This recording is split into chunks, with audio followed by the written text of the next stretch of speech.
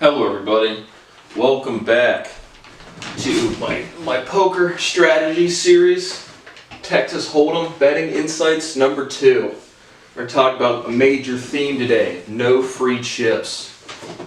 Again, like I said, I've been playing tournament style Texas Holdem regularly, consistently, 4 games a day, just $1 small, very micro betting or micro stakes.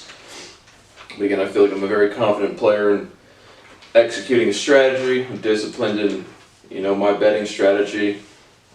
We've talked about the overalls, the basics, the last episode. So again, I just have more tips and tricks written down for my playing. So again, the first major theme, obviously it's not centered too well, but who cares? But don't give away any free chips, as the high stack, medium stack, or any stack.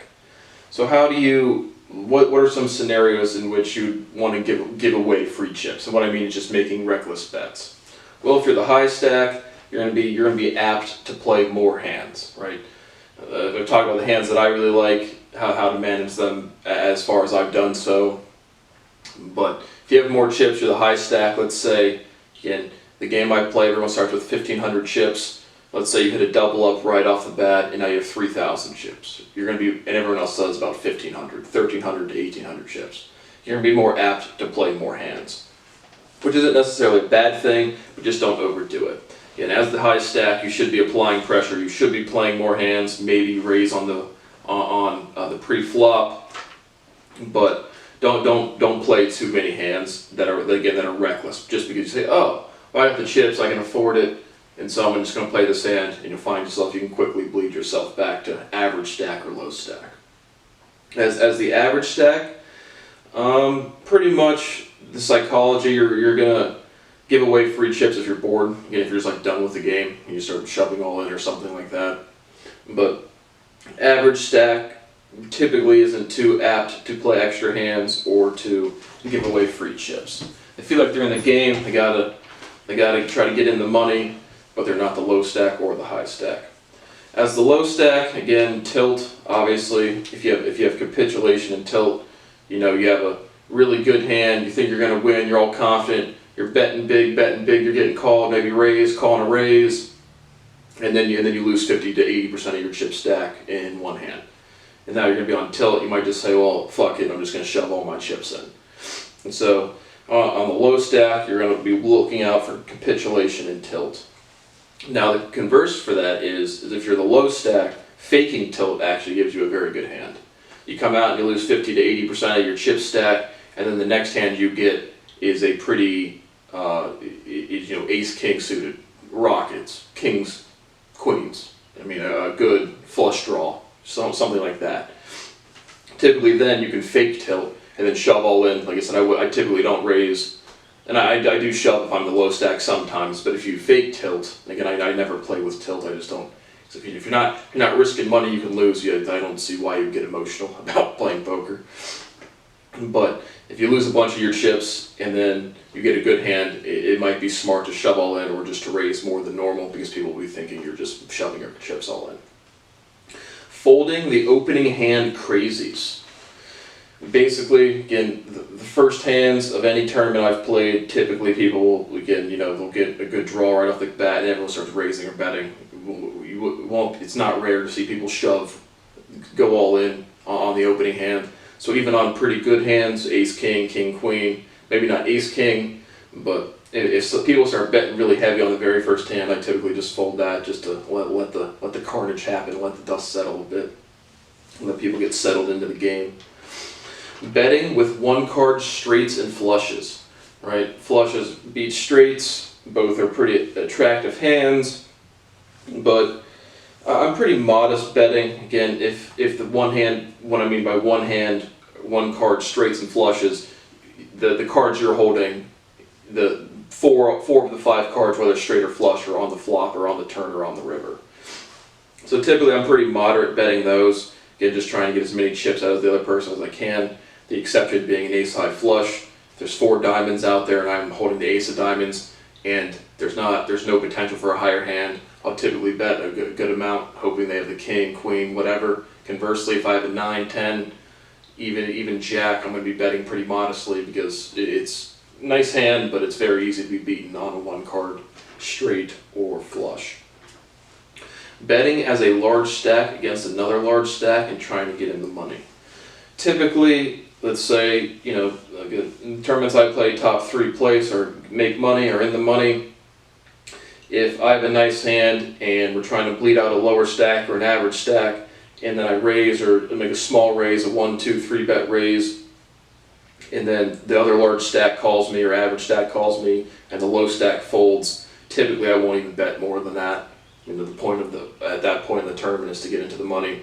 So large stack versus large stack, even with a good hand, I typically don't bet. If again, statistically the best hand you can have shown on the board, then I might bet. But it's just not, the risk reward on that scenario is not worth it for me to keep betting. Betting a mid pair post flop to test the waters.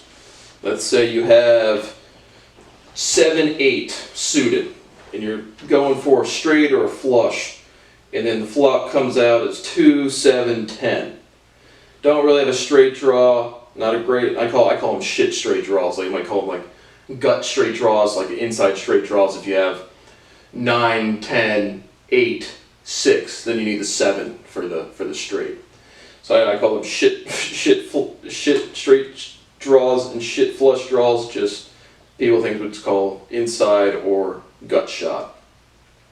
But if I have the mid pair, if I got the 7, 2, 7, 10 flop, and people check around the board, because typically if I have a really good hand, I'll typically just check on the flop, post flop. But if I have a mid pair, you're the person that makes the bet. It's a different psychology from calling a bet, and it's not rare for me to literally sitting there saying, I'm going to raise somebody towards the end of the game, and then somebody else raises, and then I fold. It's just like, well, I was literally going to be the person that was going to initiate that amount of chips into the pot. That guy did it, so therefore nothing changed, but I'm going to fold anyway. And so the psychology is definitely different. But I'll typically throw some chips in with a medium hand just to see if everyone folds out or if they come back in with a raise. If they come back with a raise, I'll pretty much fold. If they call, I'll pretty much keeping the bet progressive, meaning if I bet 20 chips and with a mid pair, the turn comes and it's not, maybe it's another higher card, maybe we got 2, 7, 10, and then a king comes out. And I bet, let's say the blinds were 20, 40, and I bet 60 chips the last hand. I'll probably still bet 60 again on the turn to see if they raise me in the hit, which I would probably fold. If they raised, I would assume they hit and then fold. But if not, or conversely, if you come out with a 60 chip bet post flop and then the turn comes out and you bet 20, it's going to typically look like you missed your draw, or you were trying to bluff out on the flop. And so conversely, I've never tried that as an intentional betting strategy, meaning bet 60 post flop and then bet 20 with a really good hand, and then bet 20 post turn with a really good hand to act like it's a limiting bet, and then bet big on the river or post river. So I haven't really tried that out. Again, when I play poker, I don't go in there with a strategy saying, here's my secret thoughts. It's just, I'm going to play poker and get enough repetitions and see what makes sense. Right? It's a game of probabilities. So again, my strategy is really just playing a lot of repetitions. But that's typically what I'll do with a mid pair. I have never feel priced into a hand, but especially with a neutralizing card. Again, another motif of don't give away free chips. Let's say you have 2 pair, and then you have 2-4 offsuit, and pretty shitty hand to get with. Then you get 2-4-10 or 2-4 ace, or let's do 2-4 king, so there's no straight draw. And you're feeling good because you got a 2 pair, and you're hoping the other dude's got a king. You're feeling good, you're betting good, and then the turn comes. And then it's another, shitty card, 10, still no real straight draw. You're feeling good about your 2 pair, but then on the river it's a 10. So you have your 2 10s showing in a king. Well, now your 2-4 2 pair is absolute shit compared to a king 10 2 pair, which is showing on the board. And you can have neutralizing cards, is what I call them. Just you have a good hand. Maybe you have 2 pair, 3 of a kind, but then there's also a card that comes out, and then now there's a full house potential out there, or a straight flush potential out there. So even if you're feeling like if you statistically have the top hand guaranteed, and then a neutralizing card comes out, never feel priced into a hand. It makes no sense. Again, never give away free chips. Countering a limiting bet. Again, when you're the person making the bet, you put in a little bit of chips to test the waters, as we just talked about, see people fold, see people raise. So if you encounter a time when you see, again, someone putting a 1, 2, 3 bet, nothing substantially, again, I think past that, you really get to the psychology of this person's prepared to go all in. But again, I would call or raise small to see what they do. If they re-raise, they're probably not bluffing. But again, if they bet 60 on the flop and then 20 the next hand, again, maybe someone's playing that strategy to bet big on the river. But typically, that always strikes me as a limiting bet. So if someone bet against me 60 then 20, post flop then post turn, well then I'd probably raise or make it more a 5 bet and see how they respond to that. So I typically call the first one and then either raise the second time or fold if I think they're actually not doing a limiting bet, or if they have a middle pair or something, then I'll just fold out. Raising pre-flop when the blinds are enough to matter, or when there's enough chips on the table. Meaning, like I said, I don't typically raise if I have 8 pocket rockets, pocket pairs, ace, king suited, I typically just call. The exceptions to that would be if I play 9 people tournaments, if everyone at the table is called, and the blinds are 50, and then you have 450 chips out there, well then I might make a substantial raise to try to just take the pot there, because if it's enough chips to, you could get me, another 5 blinds, it just means you can play another 5 hands, well then it might be worth it then.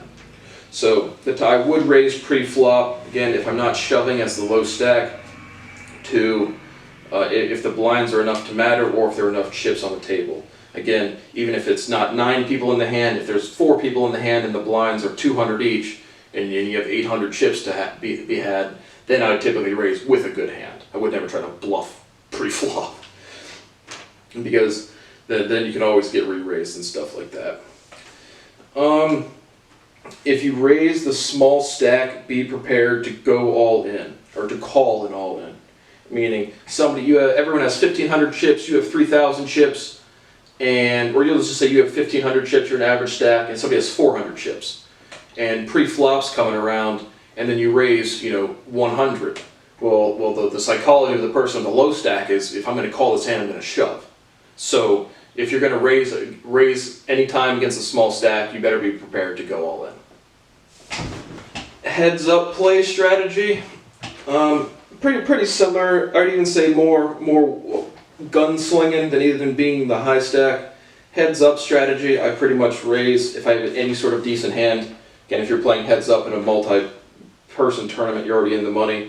So again, because I play micro stakes tournaments, so I don't care. Like if the game's gone on for an hour and I'm going for, again, like the prize money in the tournaments I play, it's $1 to buy in with a 10-cent fee, and then third place gets $1.80, second place gets $2.70, third place gets $4.50. So I'm not really, if I'm going between $4.50 or $2.70 payout, I'm not really gritting my teeth too much. But really the only time I would go away from actually playing poker, executing my strategy, is I'm just bored with the game. If I have to go do some laundry or something, or go outside, I'd go on my walk or something. But heads up play strategy is typically pretty loose. You're going to be raising a lot more, people are going to raise you a lot more. If you're already in the money, people are going to be a lot more prone to shove, especially if it's not, second place to first place isn't a big difference, no one's going to care that much. But just same kind of idea, but just raising more, because again, you only have to beat one person. So, they can still have the 7-2 offsuit, or just terrible hands. So it's a lot faster paced. Heads up play out of the money. Again, it's the same type of strategy ideas, just with one other person, so you have less potential to lose on a given hand, just because of the sheer numbers. And now, just a quick story about the weirdest tournament I've played.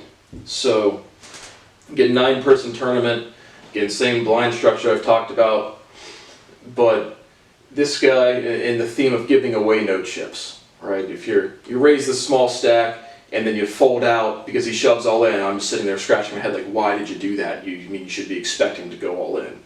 But, so we're at the end of this tournament, first and second place. Again, winner gets $4.50 on a $1 buy-in, and the second place gets $2.70. So again, huge stakes everywhere. But I'm not kidding you. Again, this is one of the hands or one of the games that I'm just done playing. I'm in the money, execute my. I guess I just like to get the money. I like to try to like I said, execute a poker strategy. And I'm shoving all in, like literally every single hand. Like, what doesn't matter what my hand is, all in. And so I shove all in. The dude will call. Again, as it's two big blind, small blind. We're both ante. We're both in every single hand. He's the small blind. Every single time he's the small blind, he will call the small blind, and then I shove all in, and he will fold. And I'm not kidding you. I shoved all in 35 times in a row. 35 straight hands, heads up, meaningless stakes. But every single time this knucklehead, when he was the small blind, he would call the small blind, and then I would shove all in, and then he would fold. I would just sit there scratching my head like, what a fucking idiot. Because again, maybe 5 hands in a row I'm shoving. Maybe he thinks I'm not going to shove the next one. Maybe even after the 10th time, he thinks I'm not going to shove. But after like the 15th time, and I'm not kidding you, it was 35 plus hands of me shoving all in. And what would happen was I would have 8,000 chips and he would have 4,000 chips. And we would do this because he would never call the all-ins. Like never. Regardless of what this fucking idiot had. And I'd shove all in and he would fold. Call the small blind, then I shove all in, then he folds. And I bleed him out of like 4,000 chips. Or 3,000 chips, he's got 1,000 chips left. And then he'll have to call, and then he'll call that hand, and then he hit the hand, and then he'll double back up. And so, it typically wasn't 1,000, but I would bleed him down from like 6,000 chips, because 6,500, the winner ends up with 13,500 chips. So 6,500 were pretty much even stack, and then I'd bleed him down to 3,000 chips, and then, again, this is against like 35 different hands. And then he won twice in a row, so he redoubled up. I ended up getting first place. But I'm just sitting there saying, why is this fucking idiot calling the small blind, knowing damn well I'm going to shove all in, and I'm showing my hand every single time. 7-2 offsuit, 4-8 offsuit, 3-8 offsuit, doesn't matter, shoving all in. Call fold. Why? What is this fucking idiot doing? And so, truly mind-boggling at that. But that was definitely the weirdest poker tournament I played. Again, it was legitimately 35 straight hands. But ended up didn't bleed him out. Again, he doubled up twice after bleeding him down for like, again, 20 minutes straight. Then I got lucky and I hit some card and got the first place. So those are my Texas Holdem betting insights number 2. No free chips. Good luck playing.